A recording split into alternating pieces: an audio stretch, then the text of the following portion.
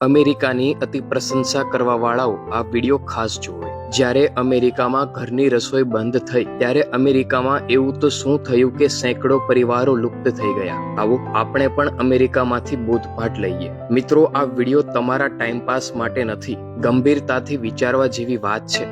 અમેરિકાના આ એક આંકડા ખૂબ જ ગંભીર હકીકત દર્શાવે છે। જ્યારે ઘરની રસોઈ બંધ થઈ ત્યારે અમેરિકામાં શું થયું? 1980ના દાયકાના પ્રખ્યાત અમેરિકન અર્થશાસ્ત્રીઓએ અમેરિકન વાસીઓને મહત્વની ચેતવણી આપી હતી, પરંતુ કોઈએ પણ આ વાત પર ધ્યાન ન આપ્યું। તેમણે કહ્યું હતું કે રસોડું ખાનગી કંપનીઓને સોંપવામાં આવ્યું છે અને જો વૃદ્ધોની માવજત અને બાળકોની સંભાળ પણ સરકાર કરશે તો કુટુંબની જવાબદારીઓ અને તેની સુસંગતતા નાશ પામશે। પરંતુ બહુ ઓછા લોકોએ તેમની આ સલાહ સાંભળી હતી। ઘરની રસોઈ બંધ કરી બહાર ઓર્ડર કરવાની આદતને કારણે અમેરિકન પરિવારો લગભગ લુપ્ત થઈ ગયા છે, જેની ચેતવણી અગાઉ પણ અપાઈ હતી। પ્રેમથી રસોઈ કરવી અને પરિવારને જમાડવું એટલે કુટુંબને સ્નેહથી જોડવું। રાંધણ કળા ફક્ત કળા નથી, કૌટુંબિક સંસ્કૃતિનું કેન્દ્રબિંદુ છે। આ હકીકત સમગ્ર દુનિયાએ ભારત પાસેથી શીખવી જોઈએ। જો ઘરમાં રસોડું જ ન હોય, માત્ર બેડરૂમ હોય, તો તે કુટુંબ કે પરિવાર નથી, હોસ્ટેલ કે હોટલ છે।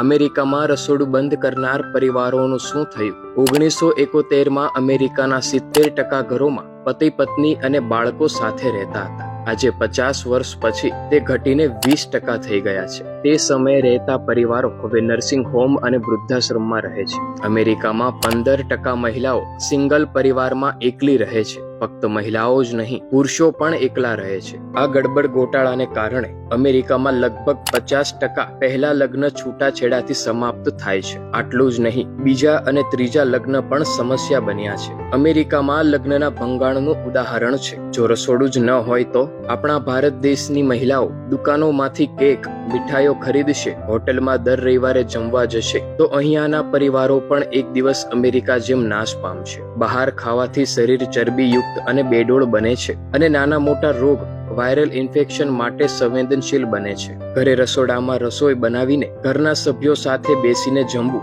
એ જ કુટુંબની સુખાકારીનું એકમાત્ર કારણ છે। મિત્રો, શારીરિક સ્વાસ્થ્ય અને માનસિક સ્વાસ્થ્ય પણ જરૂરી છે। આજે પરિવાર સાથે રેસ્ટોરન્ટમાં જમીએ છીએ। સ્વિગી, ઝોમેટો, ઉબર ઇટ્સ જેવી ફૂડ સર્વિસ કંપનીઓને દિવસ કે રાત્રે કોઈ પણ સમયે ઓનલાઈન ઓર્ડર કરી શરીરમાં નાના મોટા રોગો થાય તેવું જમવાનું ઉચ્ચ શિક્ષિત અને મધ્યમ વર્ગના લોકોમાં પણ આ ફેશનેબલ બની રહ્યું છે। પરંતુ તમે જોજો, આ આદત એક દિવસ મોટી આફત બની રહેશે। મિત્રો, તમે નહીં જાણતા હોવ કે ઓનલાઈન કંપનીઓ મનોવૈજ્ઞાનિક રીતે નક્કી કરે છે કે આપણે શું ખાવું જોઈએ, જેથી દવા બનાવતી કંપનીઓની કમાણી વધે। હાલ દુનિયાભરમાં આ પ્રકારની એક બિઝનેસ ચેન અસ્તિત્વમાં આવી છે। આપણા પૂર્વજો બહાર ફરવા જતા પહેલા ઘરે બનાવેલી રસોઈ સાથે લઈ જતા હતા। તો મિત્રો, તમે પણ આ વાત પરથી બોધ લો અને ઘરે રાંધો, સાથે જમો અને આનંદથી જીવો। પછી તમારી મરજી, ઘરને એક મંદિર બનાવવું છે કે શોરૂમ। મિત્રો, આ વ્યસ્ત દુનિયામાં પરિવાર બચાવવા માટે, પરિવાર સાથે સમય પસાર કરવા માટે તત્પર રહેવું જોઈએ।